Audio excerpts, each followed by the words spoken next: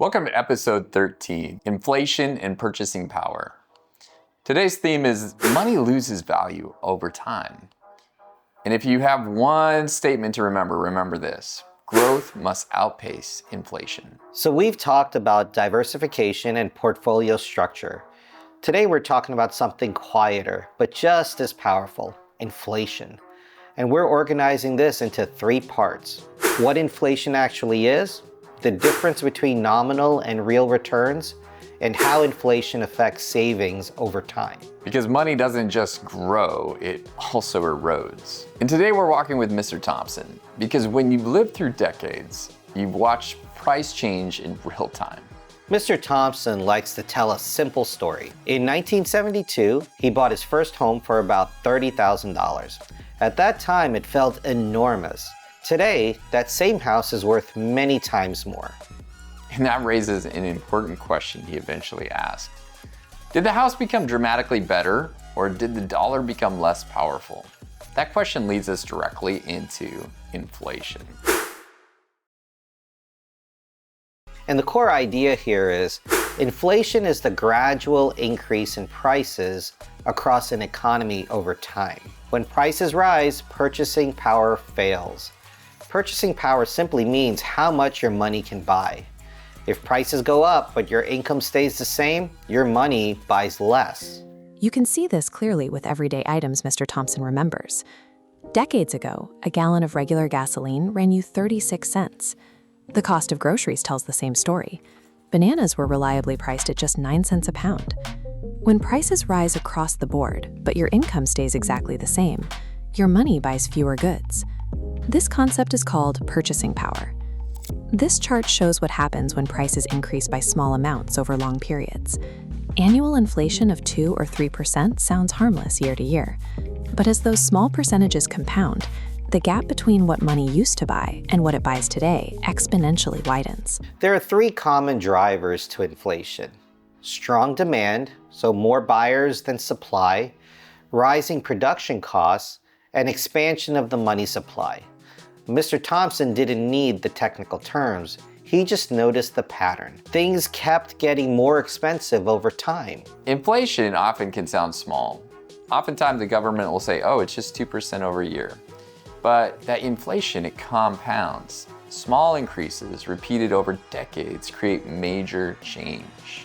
So a quick summary, inflation is rising prices over time. Rising prices means lower purchasing power. Small annual increases compound into big long-term changes. Money must grow to keep up. Mr. Thompson once said something insightful. My account balance went up, but life still felt more expensive. That observation points to a critical distinction: nominal return versus real return. This visual represents an investment growing by 8%.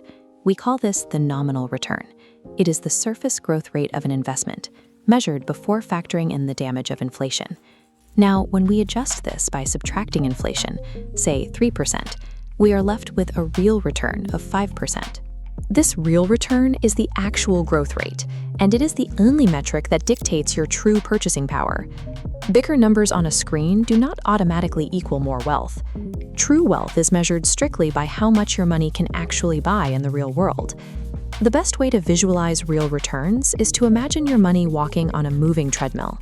If your investment grows at 3%, but the treadmill of inflation is pulling backward at 3%, your real return is exactly 0. You are running just to stay in the exact same place.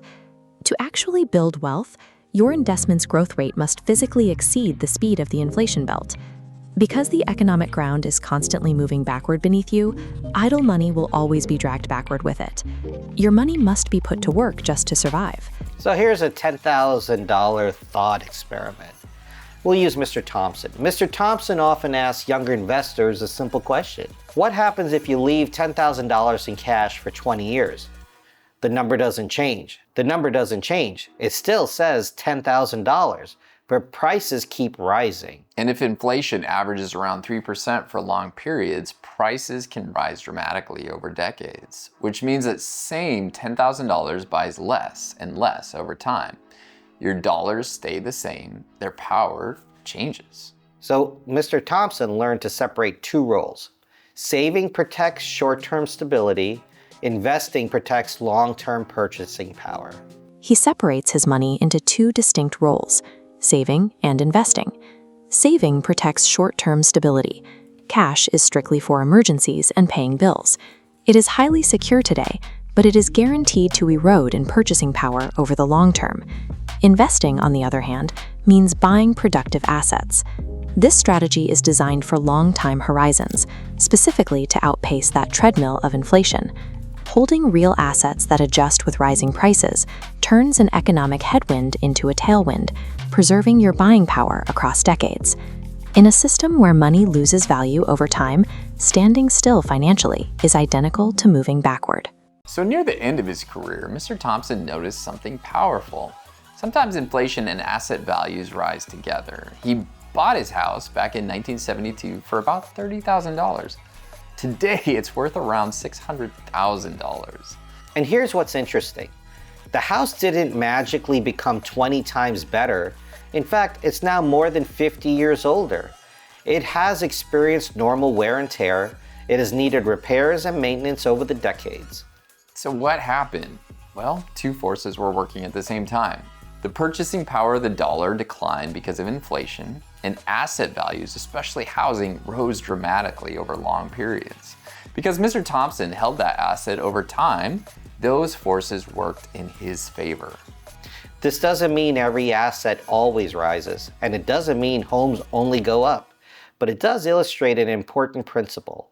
Assets that can adjust with inflation often protect purchasing power better than idle cash. Mr. Thompson's house has aged, but the value of the asset, measured in dollars, rose dramatically over the decades. That's the quiet power of time, inflation, and long-term ownership working together.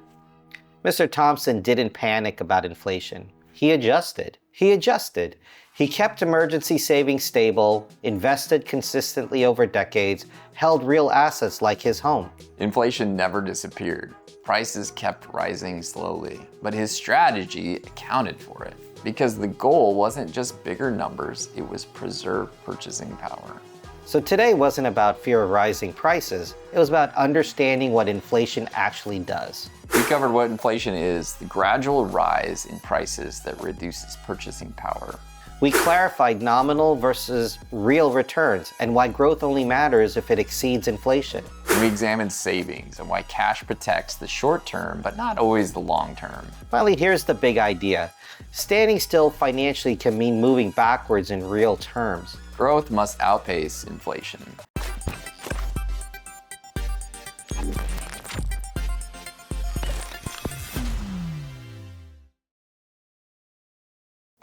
Lenny, today we're talking a lot about inflation. Do you have any takeaways from this?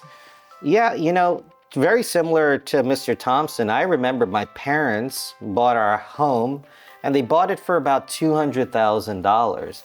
And about 20 years later, they wanted to put it on the market and all of a sudden it was worth almost $800,000. And I remember telling my father, I said, this is not an $800,000 house. Right. But sure enough, when he put it on the market, he got the money that he wanted. Yeah. It wasn't because, as you said, we had improved the house. I spent 20 years in it. I know exactly what happened to that house. It just got older. The neighborhood didn't get better. Nothing changed. But however, it went from 200 to 800. Yeah. That's 4 times the original price. Right. So that was a benefit for my father.